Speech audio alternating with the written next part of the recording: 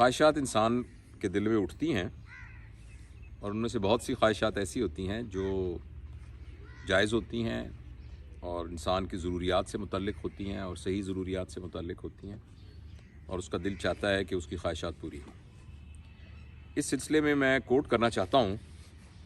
एक अमेरिका में रहते हैं, उनका नाम है दीपक चोपड़ा,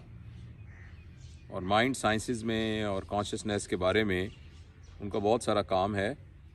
मैंने उनकी कुछ किताबें मेरी नज़रों से गुज़री। तो आपके सवाल में कि जब इंसान के दिल में बहुत ख्वाहिशें जन्म ले रही हों तो उसको कैसे पूरा करने के लिए क्या स्ट्रेटजी हो, तो मैं उनकी बात कोट करना चाहता हूँ। जो बात मैं ये कह रहा हूँ कि मैं अपनी तरफ से नहीं कह रहा, ये उनकी बात है। तो उन्होंने एक बात बताई है जिसको उन्होंने कहा है लॉ ऑफ अबंडेंस, और जिसका बुनियादी प्रिंसिपल ये है, बहुत सारी बातें हैं उनमें से, अगर एक बुनियादी प्रिंसिपल है कि जब भी आप कोई चीज़ हासिल करना चाहें तो उसके हासिल करने का तरीका ये है कि उस चीज़ को लोगों को देना शुरू कर दें। मिसाल के तौर पर आपके दिल में ख्वाहिश है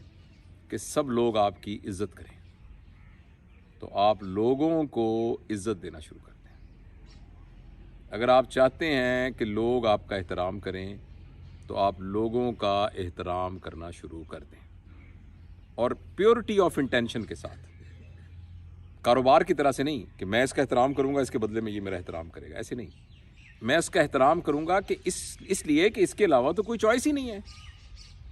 ये तो मेरे ऊपर तो ये ज़रूरी और लाजिम है कि मैं हर एक शख्स का एहतराम करूं, तो मैं उसका एहतराम करूं। तो जो अब इसी बात को अगर आप एक्स्ट्रा प्लॉट करें, अगर आप चाहते हैं कि आपके पास बहुत ज़्यादा सरमाया और पैसा इकट्ठा हो जाए,